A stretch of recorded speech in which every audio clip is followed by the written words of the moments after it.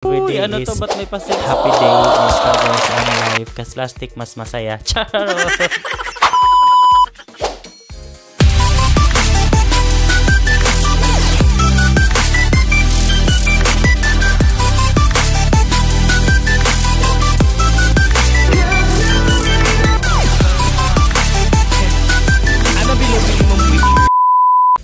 Hi guys! For today's video, maaga pala tayo gumising gawa ng... Gusto ko lang maagang gumising everyday, pumasok sa trabaho everyday kasi everyday is happy day and everyday is a blessing day.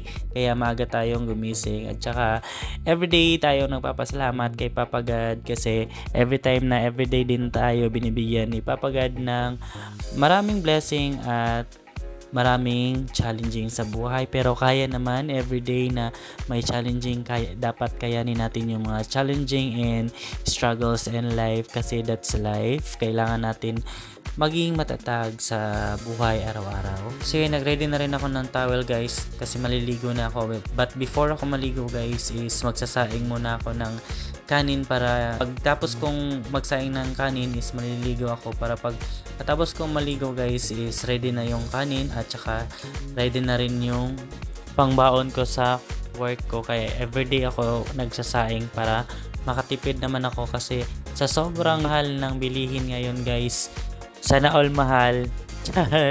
Parang ang bigas lang ata nagmamahal ngayon, hindi na sila. Uy, ba't nasalo yung pagmamahal dito? Inigsaing lang naman ako. So dahil sa pagod ko kahapon, yung unan ko ngayon ko lang hinugasan kasi pag uwi ko galing sa trabaho is natulog ako agad kasi sobrang pagod ko kahapon. Yung na-feel ko kahit wala akong benta sa store, kahit wala akong ginagawa, napagod ako. Isang tsopa lang pala niluto ko dito kasi ito yung isang tsopa na to guys is pwede to pang ano ko guys, agahan. And then pwede ko rin to siyang pang tanghalian. Kaya dalawang beses, kaya isang tasa yung sinaing ko para naman dalawang beses to magamit. Isa sa umaga at isa rin sa tanghalian. Sayang naman kasi pag nagluto ako guys tapos isang kainan lang, kaya ang ginawa ko is dalawang kainan na para isahang luto na lang para hindi agad masira yung natin rice cooker. Kailangan natin punasan talaga yung puwetan ng ating rice cooker para hindi madaling masira. Itong rice cooker na to guys is bigay lang to sa akin ng isang kaibigan kasi hindi naman niya magamit, kaya ako muna ang gumamit ng kanyang rice cooker kasi sa bahay nila kasi dalawa yung rice cooker nila, kaya binigay niya sa akin tong isang rice cooker. Tapos sa pag-isipan ko na parang puno naman tong namin yung basurahan namin, kaya pinalitan ko muna ng ibang plastic. Tapos itatapon ko. Ay, huwag na itapon yung mga plastic. Bumili talaga ako ng maraming plastic guys para mas maraming plastic mas masaya. Charot! At ito na nga, pinalitan ko na ng bagong plastic tong basurahan namin kasi matagal na tong hindi napapalitan. Mga 1 week na ata tong hindi napalitan yung basurahan namin, kaya this time palitan ko na siya. Kaya tara guys, samahan niyo ako guys sa labas, itapon natin tong basura. Ay, pati siya na rin itapon natin kasi sobrang plastic niya. Kaya samahan niyo ako guys kasi sobrang dilim pa dito kasi mga 4 AM pa to. Maaga lang ako nagising this day kasi may hinahabol tayo, kaya kung may hinahabol tayo, maaga tayong gumising.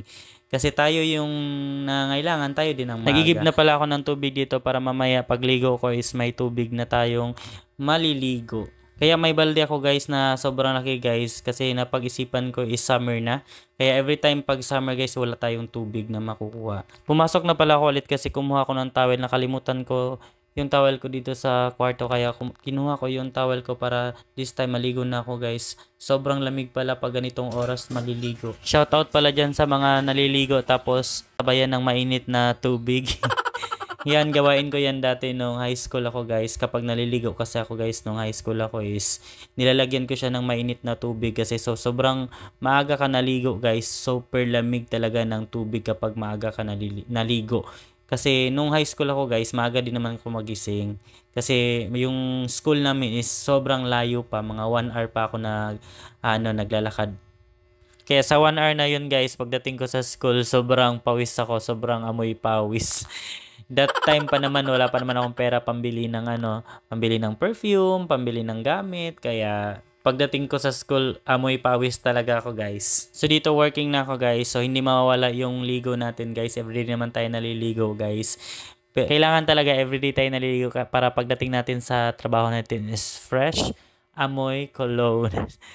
So guys, anong oras na to guys is maaga pa to guys, mga 4 AM to naliligo ako guys. Sobrang lamig ng tubig. Gusto kong lagyan siya ng mainit na tubig, yung maligamgam lang para hindi masyadong malamig. Pero kinaya ko naman yung lamig kasi sanay tayo dyan sa lamig. Kasi wala tayong kasama, malamig talaga ang araw lagi. So sabunin lahat ng buong katawan kasi dyan yung amoy. Isali na rin natin yan si Junjun. Pag naligaw ako guys, unahin ko talaga yung mukha ko kasi ang importante naman kasi talaga sa duty guys is mukha. Kailangan fresh yung fresh yung mukha natin at wag natin kalimutan mag-toothbrush kasi yan talaga yung pinaka-importante sa lahat guys, yung toothbrush kasi araw-araw kang humaharap sa tao, araw-araw kang may kaharap. Kaya kailangan mo fresh everyday. Ayan, kakatapos ko lang maligo. Ang importante talaga sa lahat guys is always araw-araw tayong maliligo. Kasi pangit na nga tayo, hindi pa tayo naliligo. Sa ligo lang talaga tayo bumabawi guys kasi wala tayong itsura. Ang labanan lang dito is ligo lang. Ligo lang talaga labanan. At ito na nga, pagkatapos ko naligo guys, ang sinain ko is naluto na rin siya. Kaya tinanggal ko na siya sa saksakan kasi baka mag-overheat pa ito. Sayang naman pag nasira eh. Uy, ano to? Ba't may pa-sexy? So yun na guys, niready ko na lahat ng uniform ko. Para ready na rin ako mamaya guys. Uy, may pa-transition pang nalalaman to. So yan guys, ready na ako sa work. Fight, fight, fight.